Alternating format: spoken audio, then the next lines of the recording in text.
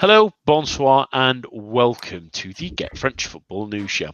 I'm Nathan Staples, and joining me this evening are Adam White and Jeremy Smith.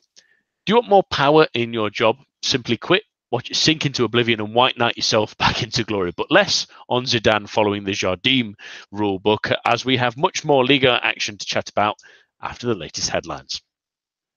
On Saturday, Lyon failed to capitalise on a 2-0 lead given by Moussa Dembele against Strasbourg as two Ludovic Ajorc goals mean the game ended in a draw. Not the ideal preparation for their midweek affair with Barcelona, as Marcelo also came off injured early in the first half. Elsewhere, Amiens made it 3 home wins on the trot with a 2-1 win over Nîmes, marred by a late Sergi Guirassy red card, as Reims failed to punish a 10-man Dijon as they were held to a 1-1 draw. The same scoreline befell Monaco, who couldn't outlast Bordeaux, who will now be looking to pick up more points under their new boss, Paulo Sousa. On Sunday, Montpellier had 2 goals and a man extra heading into the final 20 minutes against Angers, but some Moulin magic helped his side somehow earn a point at the Stade de la Mousson. Lille left it late to win 1-0 at Saint-Etienne, who had both Mathieu Debuchy and Wabi Kazri sent off in the final minutes, while Toulouse could have had a host of goals but settled for just the one in a much-needed win over struggling Guingamp. Rennes prepared for their important Europa League second leg with Arsenal by going behind against Caen, but a red card for the away side helped the Brittany club grab 3 goals as Ismaïla Sarr menaced them in their 3-1 win. In the final game of the weekend, Mario Balotelli scored against his former side Nice to give Marseille a 1-0 win at the Stade Velodrome. The hosts moved to just 3 points behind Lyon and hope to not have to resort to rock, paper, scissors to make it to the final Champions League place. And that's all for now. But to keep up to date with all the news in the world of French football, head on over to our website at www.getfootballnewsfrance.com and follow us on Twitter at GFFN. We start this week with Ligue and Lyon had a bit of a tricky time of it in midweek, despite playing the earlier kickoff, because they will be taking on Barcelona in midweek, which will be a massive game. And they did rest players for that one, really, Adam. I know Depay didn't start and Fekir didn't start, but they got themselves into an uncomfortable lead and let it slip through their fingers again. And yet again, we're seeing the side of Lyon this season, which has been the Jekyll and Hyde that we've seen all too often. Yeah, it was almost sort of a classic Lyon display. You know, they've struggled against the so-called weaker teams. I know that Strasbourg have been far better this season, and you know, really impressed, scored a lot of goals. But it's still sort of smacked of the Lyon that we've sort of come to find very difficult to predict. And although they do well against teams like Manchester City and Barcelona, that this sort of game they're vulnerable in. So yeah, a pretty standard Lyon performance, and I think overall when you look at their season, it ultimately is the thing that will stop them qualifying automatically for the Champions League. You know, here they were distracted by the Barcelona game. You know, Fekir and Dembele, Depay, Traore all on the bench, Debar as well, who I guess might play against Barcelona as well. All didn't start, and perhaps if those players had been on the field, you know, especially having been 2-2 ahead, you would have felt like this was sort of there for the taking. And now there's a 7-point gap to Lille. This draw means that, you know, Lille's win at Saint-Etienne, a very, very good win away at Saint-Etienne with that Nicolas Pepe a late goal to win 1-0. That 7-point gap is going to be very difficult to make up. And those 7 points have come from games like this, where they perhaps were in a winning position or had opportunities to win the game or get more out of the game, and ultimately slipped up. And it's kind of the story of the year. But I guess if they make it further in the Champions League, they won't be complaining too much, and they still finish third. And without the other big 4 leagues, 4th place teams in the qualifiers, you fancy them to get into the group stages again. So not a nightmare, but if they lose this tie to Barcelona, they'll sort of be ruining these slip ups against teams they should be beating. Yeah, absolutely, because it's causing more issues for them in Liga in terms of qualifying for next year, but we'll talk about that a little bit later, focusing on Lyon and the game against Barcelona coming up for them, Jez, because the 2 mistakes that really allowed Strasbourg back into the game were just silly plays in midfield where they gave the ball away cheaply and they countered quickly. And with Marcelo looking like he might be touch and go for the game on Wednesday as well, while they have played up against bigger teams this season, that is a worry for Genesio and the fans, really, that they cannot afford those kind of mistakes against a team against Barcelona, because they will punish you and punish you again. Yeah, against Strasbourg, to be honest, I had them down as losing that match, just because of the way that Lyon have always been. Often get complacent after a good win, and then certainly take the foot off the gas before a bigger match, and obviously resting quite a few players. I actually wouldn't have been surprised had Strasbourg. I think that was what I said in our prediction show the other day.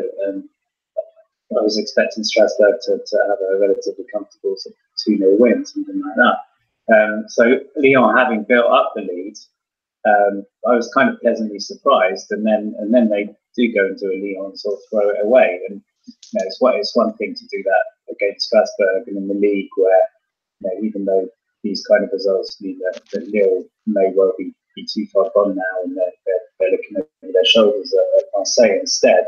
At least in the league, they get other chances, but they certainly can't afford to do that kind of thing and be that lax, giving the ball away in midfield and leaving players unmarked in your own area, the way they did against Strasbourg. I think Marcelo really is a big loss. He isn't always the most accomplished of defenders, but he's formed a really good partnership with Denayer, and in the first leg they were excellent together. And whoever comes in, for whatever reasons, whether it's sort of loss of form or age, or both ends, some players too old, some too young, not quite ready to be regular first teamers, or poor recruitment the last two windows. The fact is that those two, Marcelo and Denayer, are sort of quite comfortably the two starting centre backs. Marcelo's obviously a leader as well, vice captain, and Fekir's not there, and it is a concern if it looks like he misses the match against Barcelona.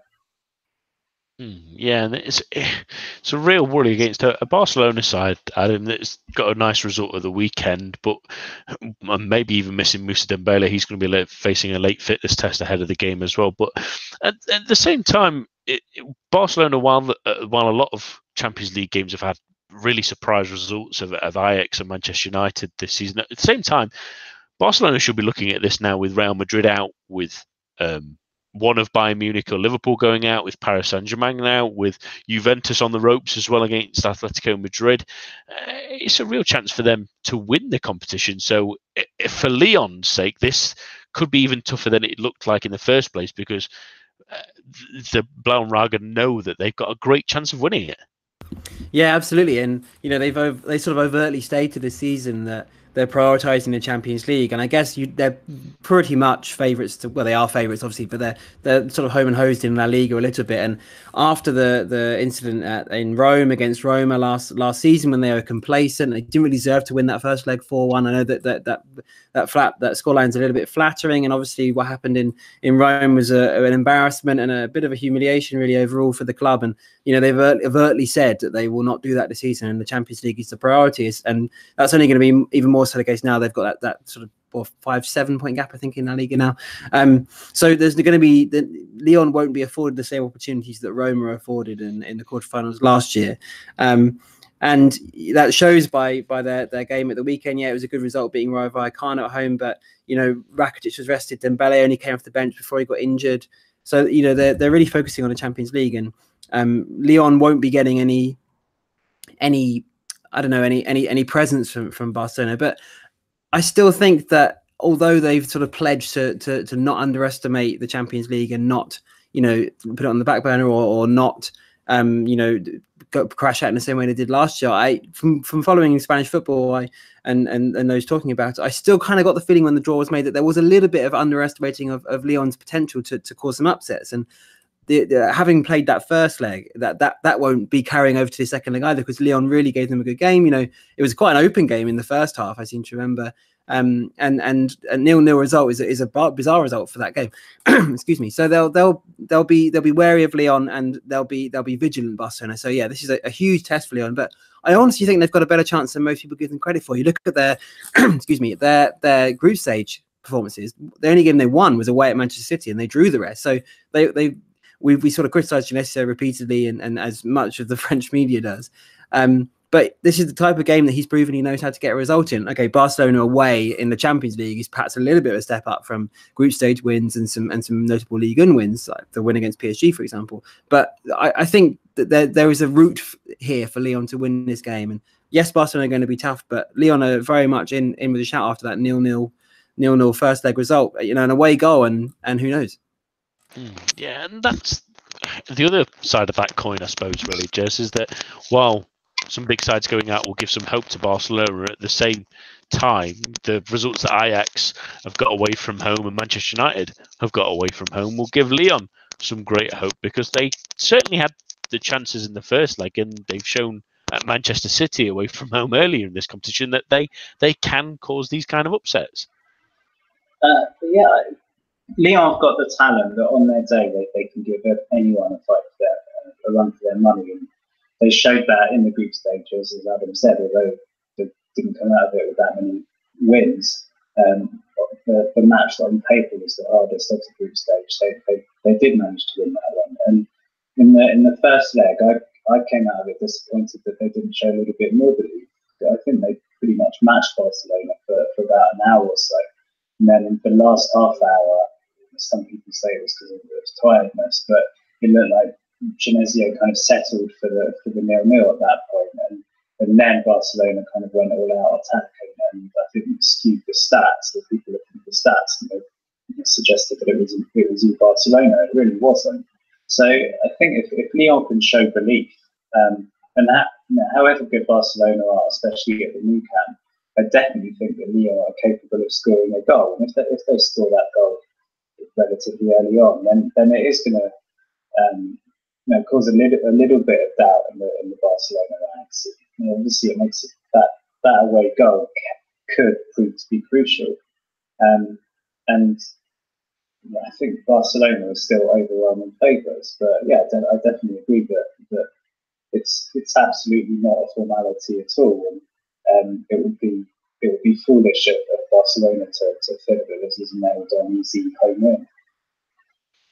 And it's going to be a tense one for both teams, I think. We're all looking forward to their game on Wednesday, because at the moment you don't really know what's going to quite happen in the Champions League. But I'm going to get some predictions before we chat about Ligue matters, at least. Anyway, Adam, what do you think the score will be on Wednesday? Perhaps I'm a little bit my French bias shows, but when the draw was made, I really fancied Ajax and Lyon to go through. So I'm going to say 2-2 as a very optimistic shout. Jez? I'd love that to be true, but I think Lyon will give Barcelona a scare, but I'll go 2-1 Barcelona. I just can't see it personally. Barcelona are too much of a professional side. Last year against Roma seems like a misnomer more than anything. They can't afford to do that again, and I can't imagine with the players that they have in that squad, with the experience they do have, that they'll do that again, really. And I'm backing them for just a 2-0 win, I think. I'd love Lyon to obviously go through, but I can't imagine that many upsets, really. It will start making me think that anyone could win the Champions League this year. Well, you should be hoping that. That's true. Shh, I've got to keep my biases quiet, Jessica. I can't do it every week. Keeping with Lyon, really, because the important thing about their result that ended up in a draw against Strasbourg in the weekend was the fact that allowed Marseille to catch up with them in a pretty underwhelming game, in all honesty, Adam, really, in terms of quality, but a 1-0 win that keeps Marseille's momentum going, at least of recent. They've sort of turned the corner after having that awful spell between November and sort of the end of January where they weren't really picking up anything, and now they've not lost in their last 6 games, and 5 of those are wins. So heading into what will be a massive game next weekend, really, against Paris Saint-Germain, it's never easy in Le Classique, but at the same time, Marseille have clawed themselves out of nowhere to challenge Lyon for that third place. Yeah, it's quite remarkable, really. I remember sort of at one stage you mentioned that run over Christmas. So I think it was for 2 wins in 14 or something ludicrous like that. They were down in 9th and 10th, and you kind of felt like that it was really slipping away from Garcia. And he's kind of happened upon this kind of new sort of setup where all the senior players, as we sort of discussed before, with all the senior players have sort of exited the team, and the introduction of Mario Balotelli, those two things have sort of coalesced to some better results. I don't necessarily think better performances. I don't think they look more cohesive, or they look sharper, or they look like they have a better understanding, if you like. But I think the players that he is using are perhaps better suited to the way that he wants to play, and perhaps they're more hungry, and perhaps that it just works. And those players that were in the team previously, we're talking about Rolando, Rami, Gustavo, Payet, perhaps they're a little bit overrated. And you look at players that have come in and have done a far better job, but with much sort of less repute, if you like. And I've been really impressed with Maxime Lopez of late. I think since he's come into the team, he's started to kind of dictate games a little bit for Marseille. Obviously, he's still very young. He's still 21, and he's still got a lot to learn. But I think he's fantastic on the ball. He picks great passes. He's very intelligent on the ball. And with only him and Sanson really in that middle of the field, those two together, I really rate Sanson as well. He's very up and down, but when he's on form, I really do think he's a very good Ligue 1 player. Between them, they've started to kind of control games sort of very quietly, almost sort of under the radar a little bit. And then you look at how poor Payet was over the winter, and that Gustavo was struggling with moving to centre back. Rami and Rolando's defensive partnership, sort of their record as a defensive partnership in the league season, was terrible. And perhaps it was sort of just in front of Garcia all the time that those sort of established players simply weren't performing, and he's kind of happened upon this situation where they all got injured at the same time. And he's sort of been presented with this team through no sort of work of his own, if you like, really, that is winning games, and he can't really start bringing those players back in. Although I have a feeling he'd probably like to bring one or two back in, Payet and Gustavo in particular, maybe. But he's doing the right thing and keeping them outside, because this team, whatever is happening, is working. And Balotelli is perhaps, even if those changes weren't made, perhaps would make the difference, given that he's simply the player that Marseille have been crying out for about 18 months, 2 years, in that he's this target. He's not necessarily a target man, but he's big and physical. He holds up the play really well. He doesn't necessarily need players playing off him. And he's a focal point for the attack, which they simply have not had for such a long time. And that's proved crucial. And he's been the difference alongside players like Maxime Lopez and Boubacar Kamara and Dujay Kaleta-Jar have been really good in central defence. And Mario Balotelli has simply taken his chances and sort of he's the end of that sort of new Marseille kind of look, if you like. He's giving them the results that their performances sort of are sort of trending towards. So I think two massive things for Garcia that have kind of been a little bit fortunate, because that Balotelli move was by no means certain. So given how it went in the summer, so he's been lucky. But they back within 3 points of Lyon. Lyon may be distracted by later rounds of the Champions League. They could somehow, having not managed to do in recent years, finish in that top three places, which would be remarkable considering where they were in sort of January time. Yeah, got a great chance to try and usurp them at least, and continuing sort of with the Mario Balotelli theme, because he tends to be the headline everywhere, and he'd be delighted that he got the goal against his former club. And I know he didn't particularly like getting on with Patrick Vieira, Jesse, in all honesty, but at the same time, the difference we're seeing in him this time compared to at Nice is that, yes, the goals may eventually dry up. He does sort of score in spells, but regardless, we can see in the celebrations and the routines he's been having with Tovan that he's enjoying his football again, isn't he? Yeah, I think that the form he's shown, I know he's got probably better players around him, but the form that he's shown since he's been at Marseille really highlights how, I think, disgraceful his attitude was the first half of the season. But as you said, until it dries up, and it has done in some of the clubs that he's played for in the past, where he started like a train and then sort of quickly calmed down, everything seems to be going right. And he's one of those players where even in the past when he's been going through goal scoring matches, he still sort of scowls and you rarely see a smile or anything. And although I think that the whole sort of focus is a stone celebration is a bit stupid, just seeing that huge smile on his face was actually kind of, in a way, it was sort of shocking to see because you so rarely see it from him. So, clearly he's enjoying it, and he really is a player who's made for Marseille. The club, the supporters, and he are always sort of teetering on the knife edge of complete meltdown. So it was always going to be fun. I think Marseille fans just are always going to warm to someone like that who, for better or worse, at least is going to sort of give them some strong emotions to come to the stadium for. So so far so good, and everything that Adam said, I agree with it. But the team, even if it is by accident, has kind of found itself. There's more spirit there, probably by virtue of the fact that it's a much younger average age, slightly less jaded players in there. Spoiler alert, but I interviewed for GFFN a Marseille Superfan over the weekend. Hopefully that will be published soon. And he was saying a similar kind of thing. And he actually said that he was against Payet and Mandanda coming back because it sent a bad signal. And he's delighted that the younger players have been given the chance. And again, similar kind of thing. Even if they were to lose matches, at least if they're doing it, just showing the right attitude and showing that they care and putting in 100% effort, then I think the fans will forgive them. I think the issue in the past, in previous seasons, and even at times this season, is that it's been the older players who should know better, who've been looking like they're disinterested, and that's been the problem. But the form they're in at the moment, I mean, it's the usual thing with Marseille, and the kind of this 12 man has always represented it, but at times it's been true of the whole team.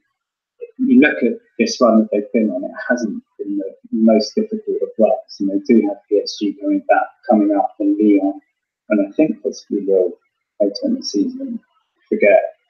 So they're going to be bigger tests, but with the head of steam that they've got behind them at the moment,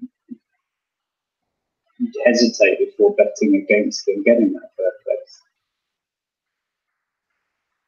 Yeah, and it's an interesting one really, because the battle between them now and Lyon could go down to the wire really, Adam. I know we mentioned already that Le Classique happens next week for Marseille, but after the international break, they run a results up until May against Angers, Bordeaux, Nîmes, Guingamp, Nantes, Strasbourg. Then they have the important one against Lille, and they finish with Toulouse and Montpellier, whereas Lyon have their next game against Montpellier postponed. Sorry, so it will be not until after the winter break they'll play back in Ligue against Rennes away from home, and they've got the cup semi-final to deal with as well, potentially a final should they win that one. Dijon, Nantes, Angers, Bordeaux, Lille before that Marseille game as well, and that's away from home for them, and then Caen, Nîmes. So looking at those fixtures that both of them have got, really, other than pretty much the Lille game, they're very similar really. So, and with Marseille facing Lyon at home, are they potentially, if they're within touching distance come that game against Lyon, it's going to be massive, but do you think that they can usurp them, or do you think this is Lyon's to lose? That's a very good question. I still feel like it's Lyon's to lose, but they are very capable of losing it. Yeah, I think based on what we said at the beginning about Lyon, that those fixtures on paper look like very winnable games. Apart from those ones you highlighted, but Lyon, as we said, have made a habit of losing or drawing very winnable games. So if you expect, say, Marseille to go to PSG and lose, and Lyon to win their next game, that gives Lyon a 6-point lead, and it's. Although there are two things there that will Marseille go to PSG and get a result? Probably not, because I just feel like there is something of a the defeat to Manchester United was arguably the worst day in the club's history. I would argue, definitely since QSI took over. Will that, and they didn't train until Sunday, and when they came back, there was the ultras in the ground, and they had the Thiago Silva and Marcus went over and sort of tried to apologise, and there was the whole sort of conflab. And will there be a sort of a cloud descending on PSG? Is there a route for Marseille to get a result in that game? Probably not, but it's possible. So they might get something out of that. But it's whether you think Lyon could drop 6 points compared to Marseille between now and the end of the year. And I would argue that they were definitely capable of doing that. And so when it comes to that Lyon-Marseille game, I would imagine that Marseille will be within, possibly within 3 points, maybe, or at least within sort of 4 points. That if they win, that it'll be go to the wire. But it's whether you think Marseille can then beat Lyon, and I would argue maybe not. I think that's maybe where Lyon might win out. I think they'll probably beat Marseille and secure the place there. But when it comes to that game, it will be tight. And the thing you mentioned there would be if they are close, it'd be a great game. And we had a very similar situation last season, of course, at the Velodrome towards the end of the year. It was 3-2, that Depay header towards the end, and then the brawl in the tunnel with Marcelo holding up his shirt and it sort of all sort of capitulating. And it would be great to not the brawl at the end, but it would be great to have a game of such intensity and of such sort of rivalry, because they're two big rivals in the wider scheme of things as well. So I think, yes, Lyon, it is Lyon's to lose, but they are very capable of losing it. But I think the fact that they've still got Marseille to play, that will probably save them. Just similar question to you, but I'm going to phrase it in a slightly different way. If it let's assume that it's, well, obviously these two are going to be fighting it out, but do you think that it will be someone winning that place to third, or do you think it will be a chance of someone fumbling so badly that the other one take it? It's hard to answer that. Yeah. I do feel that it's more down to Lyon and how they respond to the big matches as well as the small ones, because they've still got Rennes away from home, which is tough. Bordeaux away from home, which hasn't always been easy for them. Lille at home, but still it's Lille, got hope for moving in this season. So I feel like Marseille will probably chug along and get the points that they should be getting, and maybe drop the points that you'd expect them to drop. And I think a lot turns on Lyon and how they do in the big matches where you might expect them to drop points, and as we've always said, how they do in the smaller matches where they should be winning relatively easily, but then they can have a struggling through them. So I'm not really answering the question. So I'll very briefly say that I have a feeling that it will be much less like them both winning out at this point and then leaving that game near the end where maybe they're still in 3 points. I think it would be more likely that they both have spells where it looks like they're going to get back into it, and it looks like that Marseille will take over them. And I think I agree with Adam that Lyon will just pip them to the post, but maybe not in the most excellent of fashions, shall we say. It always feels like when these two teams are involved, they'll sort of fumble their way into somehow throwing it away momentarily and then gaining it back and so forth. And it's going to be an interesting last 10 games for both of them, I think, on that regard. Let's go back to Europe then first, because Rennes got a great result last Thursday, and they head to the Emirates this Thursday as well with their tails up after beating Manchester United at the weekend as well. But Rennes prepared for it in interesting fashion. Adam, they won 3-1 in the end, but they made it a bit tricky. Ninga got themselves Colin in front, and it took a man sending off for them to get back into the game, and they sort of took it from there. But they'll be happy to get the result and have everyone fit and ready for that game on Thursday more than anything. Yeah, absolutely, they will be. Seemingly getting through the game without any new injuries, and Julian Stefan went with a very strong team and against Caen, but nobody was really rested. Andre was suspended, but it wasn't like they were sort of prioritising that Arsenal game. And I think that's an interesting way to go, given that you could argue that this game with Arsenal, this tie with Arsenal, is one of the biggest in the club's recent history. The fact that they had, as we reported on the Twitter account about the fact that they've only got a 30,000 seat stadium and they had 90,000 requested tickets before tickets were even released, shows the interest and the prestige attached to this tie. And I think for Rennes, I almost expect them to get a win in that first leg. The way that the Roazhon Park can really is I think it's a really good they get a really good atmosphere there on certain occasions, and they've got a vociferous sort of section of their fan base, and given the style of football, with people like with players like Ben Arfa and Sarr, and I fancy them to be able to sort of get amongst Arsenal, and especially after sending off, a 3-1 win was pretty well deserved, to be honest, and I sort of thought like there would be sort of maybe a 2-1 win beforehand, and then, but this is the real test really, because the amount of teams that will be capable of getting similar sort of results against similar sort of teams, it's the away leg at the Emirates that is a real test, and that extra goal that making it 3-1 will be a huge difference. But I have a horrible feeling that, like many before them, perhaps more in the Premier League, teams of roughly similar standard, maybe not quite as good, but go to the Emirates and they sort of get swallowed up a little bit by not necessarily the occasion, but maybe just the setting. And Arsenal obviously is still a very, very good team, and in general European standards. And I would hope that Rennes, can sort of hold their own and sneak through. But I really think that this is the real test of Stefan, of his managerial sort of credentials, if you like. Is he going to be able to sort of concoct a way for his team to go to London and get a result? It's a test of players like Benjamin Andre and Clement Grenier, those sort of more experienced players who perhaps haven't played in this sort of game for some time. Are they going to be able to sort of step up and produce performances that we see in Ligue and in the earlier Europa League rounds on a more regular basis in probably their biggest game of the season? So I think there's a lot that could go wrong for Rennes in this game, and I can honestly see them going there and getting beat 4 or 5, but I could also see them going there and getting a draw. It's just how can they raise to the occasion, and can they handle the pressure of this sort of tie when they're an inexperienced team by this sort of level, if you like. So I think it's a bit of a wide open one, and a brilliant performance in the first leg with that home crowd behind them has really set them up. But I just hope that they can do themselves justice in the second leg and get a result.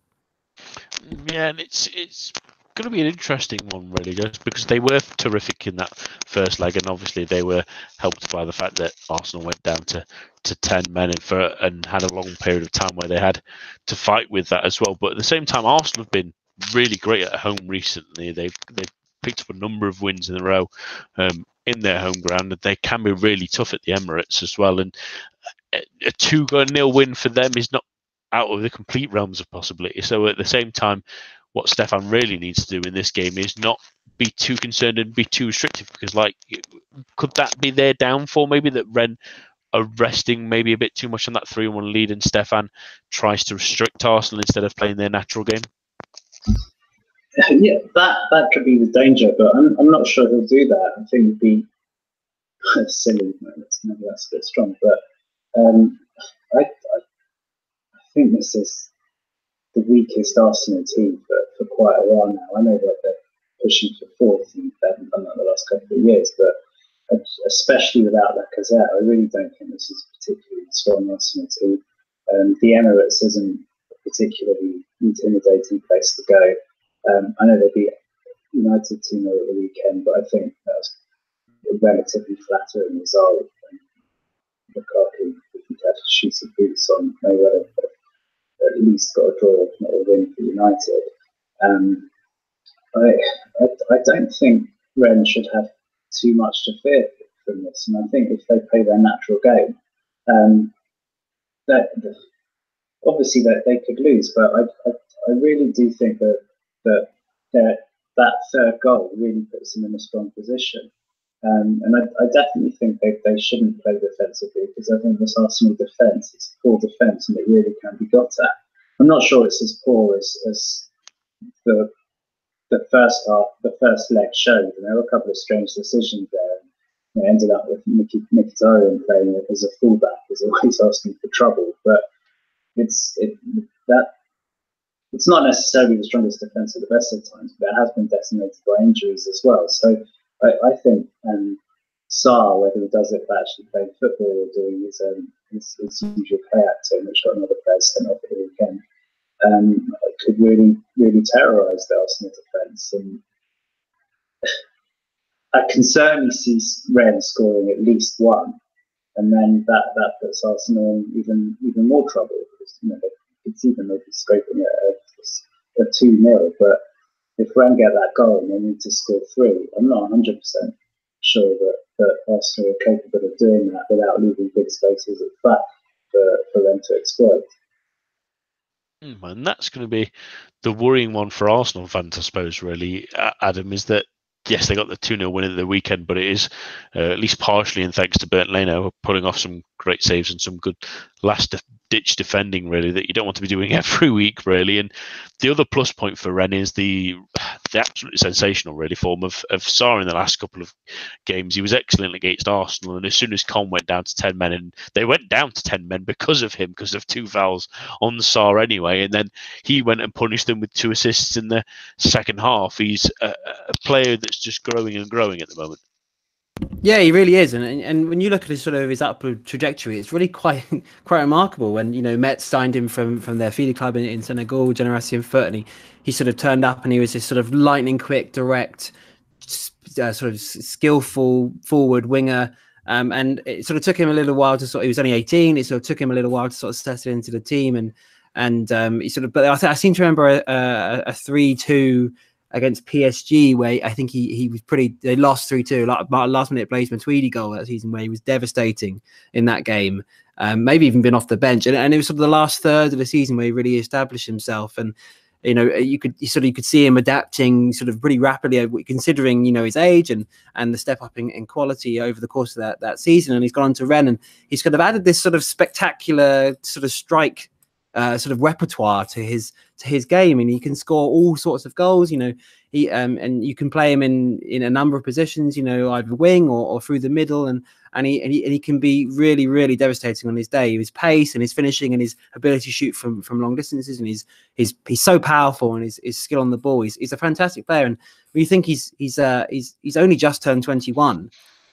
He's already been to the World Cup, and he's already putting in really good performances in Ligue and in Europe. He's got such potential. He really could go to the very top level of European football. And given his sort of upward trajectory so far over the last sort of 2.5-3 years, I really wouldn't bet against him doing that. And I think most importantly, I think that Jez is right. He really could be sort of the you could see him causing damage here. You could see him sort of being the man to nick that goal. And I agree with Jez. If they score, then I really think that's kind of almost it for Arsenal. And because when you've got Ben Arfa and Ismaila Sarr, especially if it's an early-ish goal, if they take the lead or something, you don't want to be playing against that on a counter-attack, if you like. So, Sarr's fantastic, and I honestly don't know how long he'll be at Rennes. I mean, imagine this summer, perhaps, but continues this sort of form and this upward trend, 18 months' time, I'm sure that there'll be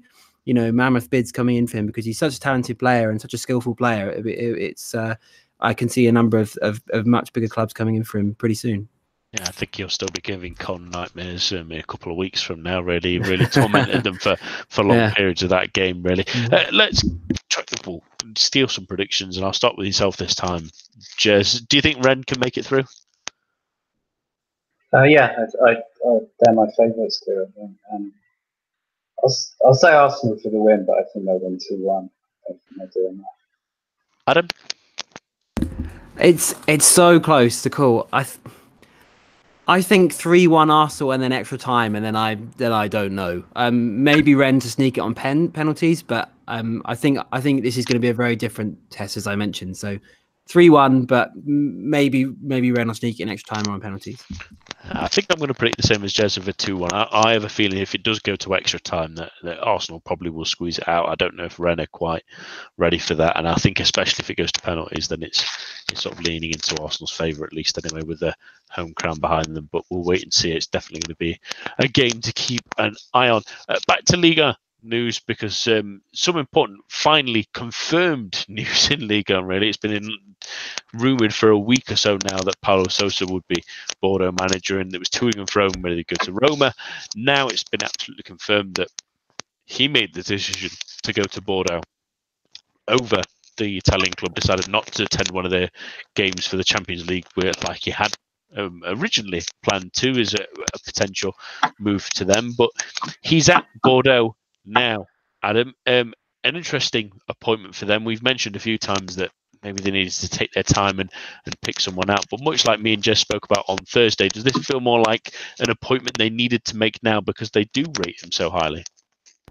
Yeah, I think that's definitely the case, and it makes sense to get him in as soon as possible because he's got a lot of work to do, to be honest. So, getting him in as quickly as possible sort of makes sense. And I was thinking about this earlier, and I think I rate him in terms of Bordeaux. I think I rate him highly too. I think he's in a good fit. I think he can play the right sort of football. He's very successful. Well, he did well in spells at Basel and Fiorentina. Obviously, Fiorentina didn't coalesce as perhaps in the longer term, but there's potential there. And at this sort of team with the younger players, and I think he could be a really, really good fit. But I think looking beyond Sosa's spell in charge, if you like, or the way he goes about his business for now, I think that there's Bordeaux something of an ideological crisis that's sort of been ongoing for about 5 years. And what they really just need what they desperately need is stability. And I sort of think that a lot of Ligue teams are in a similar position, that they're in a bit of a vicious cycle, Bordeaux. I think Nantes and Toulouse are very similar as well, in that they, since sort of, if you look at the last sort of few years, they kind of yo-yo a little bit, and that Bordeaux will get, Sagnol led Bordeaux into Europe. They finished 6th, and then it completely collapsed for him and he was sacked. Then they brought Gourvenec in and they played European football under him as well. And then it completely collapsed for him pretty soon. Both those managers within, 6 months, 8 months. And then he's gone. And then Poyet somehow manages to drag them into Europe again. And then it all kind of, in very different circumstances, sort of falls apart for him. And they just seem to keep doing that. And the same is going to happen. They haven't been able to get another manager, sort of a permanent manager in after Poyet this time around. Straight away, and obviously the Ricardo Gomez thing didn't really work out. And Eric Bedaway is a very good coach, but I don't think he's suited to managing the team longer term. So that hasn't happened this season. But they just kind of need to put faith in a manager and need to say this is a longer term project, and we're going to accept not getting into Europe right away. We're going to accept perhaps some average results, and we're going to say we believe in the way Paulo Sousa plays football. We trust him to bring through these younger players, and even if we do qualify for Europe and it crashes again, or even if we have a mediocre time over the next year or so, that we're going to stick by him and we're going to say, because of what's gone before, what we've done before has not worked. Our decisions have not worked. Quite frankly, they keep shooting themselves in the foot and things keep falling apart. So they need a longer term project. And I think the new owners are perhaps predisposed to do that the way that they've. Perhaps, I don't know if they necessarily see themselves as long-term owners of the club, but I think that they have a project in mind to develop younger players and to grow perhaps more slowly and progressively than perhaps M6 and Nicola de Tavernos had. So I'm hoping that they can put that faith in Sousa and that Bordeaux will start to trend they'll sort of develop more sort of organically and rather it's sort of being a bit of a flash in the pan and then dropping away again. And I really think they just need to put faith in a manager and say this is a long-term or at least a medium-term project, and accept that there's going to be road bumps and accept that it's going to be tough because it's extremely competitive behind PSG in Ligue. And it's honestly not that surprising that teams like Toulouse and Nantes and others and Bordeaux who sort of go up and down and sort of they can finish anywhere between 3rd and 18th. And that's the way the league is, and they need to accept that. You look at Nice and Claude Puel.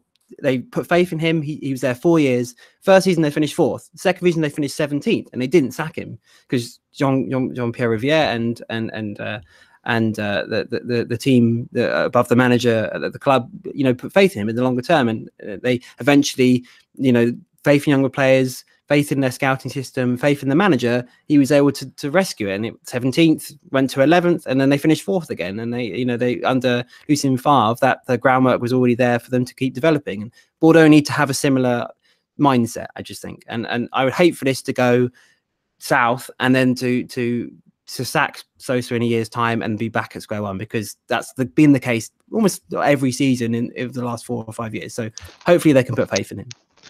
Yeah, and focusing sort of on short term to start off with, Jez, they've got Looks like a terrible second half to the last third of the season, really. I'm just going to quickly read out their last 10 fixtures, which is Rennes at home, Amiens away, who were playing terrifically at home at the moment, 3 on the bounce at home for Amiens. Marseille, away to Saint-Etienne, away to Nîmes, home to Lyon, home to Angers, who showed at the weekend that they don't even need 11 men on the field ready to be competitive. Lille away, Reims at home, and then they finish with probably the easiest one out of a lot of them with Caen away from home. That's not really the ideal first 10 games for Paulo Sousa, but what will look like success for him in those first 10 games? Probably, as Adam said, to start bringing through some young players, and just most of all, I think just to put the team on the track to starting to play some attractive football. And it's a little bit like what I said about Marseille earlier, just to get bums and seats. I think we said on Thursday that the fact that the seats are white makes it even worse because it's so obvious when the stadium's practically empty. But the teams for a few years now, even those that have done well and scraped into Europe, that they haven't particularly done it any kind of champagne football, which Bordeaux did used to be known for. Just to make the fans have something to cheer or something to bother coming to the stadium for, I think would be a start. I mean, in a way, you'd think it would make sense for him to come in the summer, but then at the same time, they're not going to go down. It would be a massive, massive disaster if they were to do so. I mean, more to the point, it would be a massive miracle if enough teams below them managed to get the points to overtake them. So I think he's probably got a free pass till the end of this year. It gives him a bit of extra time to assess the squad that he's got, which players he wants to keep, which he might want to get rid of, and then he's got the full summer to work with his team, work with whoever they decide to recruit, and maybe this extra sort of 10 games in charge could be a really good advantage, just giving him a chance to sort of settle there. But yeah, I don't think there necessarily should be any targets in terms of points or positions for him right now, but it's just to sort of re-establish a bit of joie de vivre at a club that hasn't really had much for quite a few years now. So looking a little bit further into our crystal ball, at least, then, Adam, long-term goals. What's the aim for Sousa in the next year or so? Because hopefully, at least anyway, he'll last long enough to maybe get to sort of January time, at least anyway. But say this time next year, where is he expecting this Bordeaux team to be coming?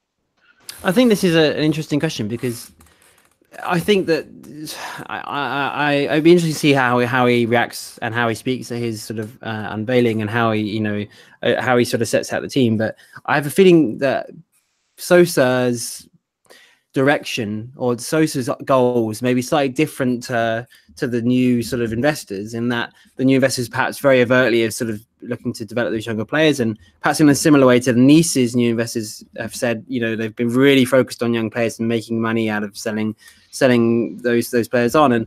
And I think that they would expect him to bring players like Josh Madger and Yassine Adli and Jules Koundé, who's done really well this season already, through, and perhaps that they'll impress, and in a similar way to Nice have done and the way of Monaco have done, those players will go for big deals.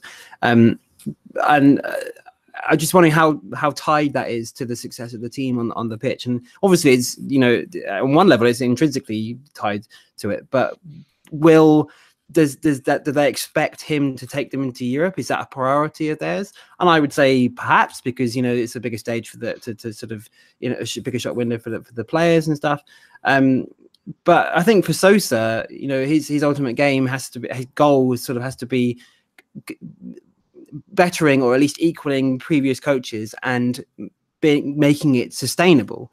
In terms of performances and results for the team, they've finished sixth a few times and got into Europe a few times over the last few years, as I mentioned before. And I think that would be, if he's given the time, I hope he is given, by 2.5 years time, by 18 months time, that they'll be one, challenging for Europe, perhaps getting into Europe, and two, looking like they can do it again the year after and continue to do so. So I would argue that there might be a slight conflict there, but for Sosa, I think for him it'll be his team playing good football, getting the fans. Jez mentioned bums on seats. I think that's huge at Bordeaux. There's such a malaise around the club.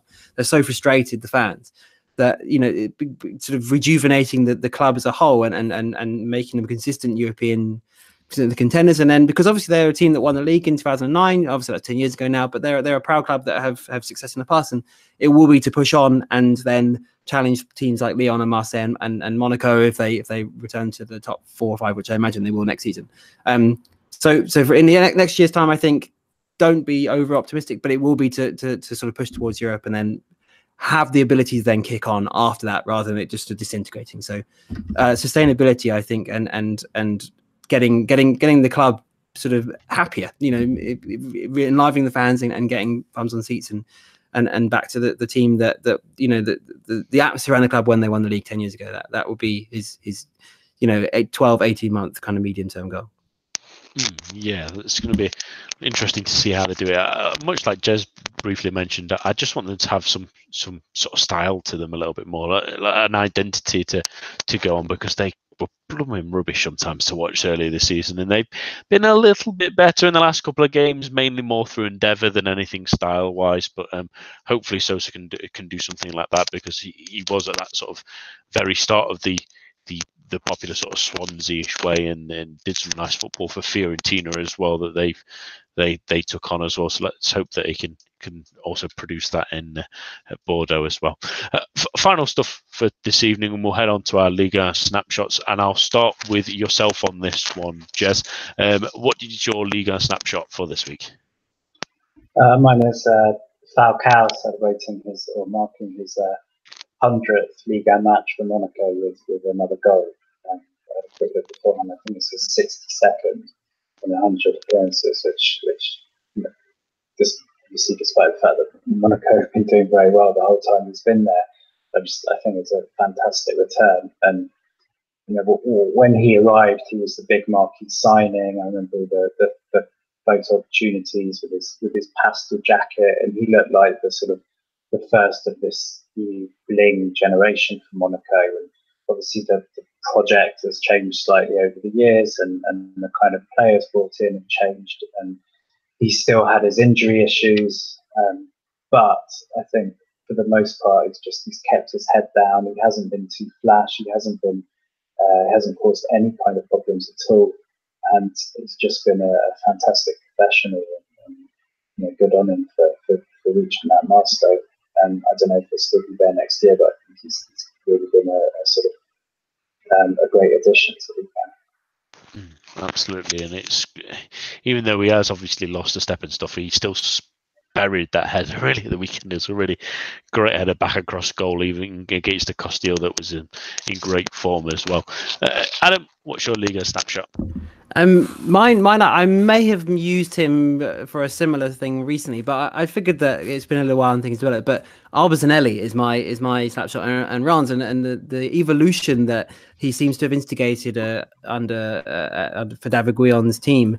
Looking at the table, it's quite unbelievable that they're fifth after 28 games with 43 points, 4 points behind Marseille, above Saint-Etienne, above Montpellier, above Nice and Rennes, above Strasbourg, who are, some of those teams are much more celebrated perhaps this season. Strasbourg in particular, Saint-Etienne obviously have done really well in the Gasset. So the fact that they're even there is great, but they did so for the first half of the season, being in that sort of top 8, top 6 area, by being really stoic defensively, and they're well organised but weren't great to watch. But Zanelli came in the January transfer window from Heerenveen, and was sat on the bench for the first 3 games. He'd already made it into double figures in assists for Heerenveen in the Eredivisie, but he started the last 3, and over the last 4 games, the other first two are sort of cameo appearances on the bench. He's sort of almost single-handedly sort of revolutionized the way that they play, and not only now are they sort of stoic defensively, but they're capable of scoring goals and playing attractive football. And when you look at them, because he's a very he plays with a lot of intensity. He's quite sort of a bullish sort of winger, attacking midfielder. Great eye for a pass, great shot on him. Very, very he's trying to think of the right sort of way to describe it, but he's got sort of such good sort of vision, and he plays with his sort of heart on his sleeve, if you like. He's very physical and intense, and it's great to watch. And he's only 24, and you look at the side that they're building there. Matthew Kaffr's had a really good season. He's only 21. Remy Udan, we talked about before, their top scorer with 8. He's on 20. He's 23 years old. And I really like Boulaye Dia, who's come in the last few games. Starts ahead of Chavaria, who's a normal striker at the weekend, and he was crucial in their goal. They only drew 1-1 at Dijon this weekend, which is perhaps based on their form a pretty disappointing result. But if you look at their sort of games that Zanelli's been crucial to, and he's really stood out in the last 4. Okay, they drew at Dijon, but really did really well to come from 2 behind at home to Amiens, and Amiens got 2 very fortunate goals, a penalty and an own goal, I think. Tomate's cross deflecting in, and they did really well to fight back to 2-2 there. 4-2 away at Montpellier, brilliant results. Zanelli crucial in both of those games, and beating Rennes, at home. And not only are they stoic defensively, but Zanelli sort of managed to sort of instigate this kind of attacking verve that between him and Udan and Dia and Cathro and Chavalin, who I really like in midfield as well. So we said before that they're great, but they're not very good to watch. Now they're great and they're really good to watch too. So if you get the chance, check out Reims, and hopefully they'll be making it into Europe for the first time since their sort of famed European runs in the 60s, which would be great. And they've been fantastic. So check out Arbazanelli. He's a very interesting player, and hopefully he can maintain that form to the end of the year. Yeah, great scouting, and well, not just scouting, but managing to convince him to join the club as well, with other European teams looking at him. I know a lot of Bundesliga sides were around the mid-table and were looking into trying to get him and getting him across the line, and finding that way to sneak buys like that. If they can keep doing that, they're going to be really, really impressive, even for next season as well. Then my Ligue snapshot goes to 2 clubs really, and 2 beginning with A, and they face each other next week as well. And it's Angers and Amiens. I mean, for starters, Angers are going to probably mount a statue to Moulin, I think, outside their stadium sooner rather than later, because the man can do no wrong, really. I mean, they were 2-0 down. They lost the Pavlovic as well after 70 minutes for a clear pullback on Delors, and yet they still didn't give up, and they still didn't give in, and they managed to claw themselves into a 2-2 draw, which was absolutely terrific, away from home against a side that doesn't usually give away a lot of goals, or has slightly recently, but at the same time, that's no diminishing what Angers have done and what they've done over the last couple of weeks that have dragged them into comfortably in mid-table. And I can't ever see them letting Moulin go, really. I think the decision that they had last season, where they did, when they were struggling, give him a new contract, it gave them a boost. He has utmost power there, and respect, and all the congratulations to him and Amiens as well, who have won their last 3 home games. And I doff the cap to you, Adam, because you always did say that they would come back into it when their goal scorers come back, and they absolutely have. It's a shame they lost Serhou Guirassy for a bit of a silly red, really. He didn't even need to make the challenge that caused him to be sent off at the weekend. But with Konate back, with Gorosh back, even Guirassy getting some goals himself, they just look a little bit more sturdy. They look a little bit more confident, and they are playing football now. That was the problem in the earlier part, that they were really struggling to get their game together. And Pelissier has done another terrific job this season, and I'm sure other clubs will be looking at him if they have vacancies in the summer. But especially for them, they're not 100% safe. You maybe say one more win or 1 or 2 more wins will absolutely guarantee it. But the fact that they've already played all of the top 5 now, even got a point against Reims the other week as well. They've got a real soft schedule coming up, and that should really be enough for them to keep them heads above water, which we can't underestimate how excellent that has been for them for the last year or so. That's all that we have time for this evening. My thanks to Adam, Jez, and all of you listening at home. Did you join us for the preview show, which will be back on Thursday, and the main show will be at the same time, same place next week. A bientôt, and goodbye.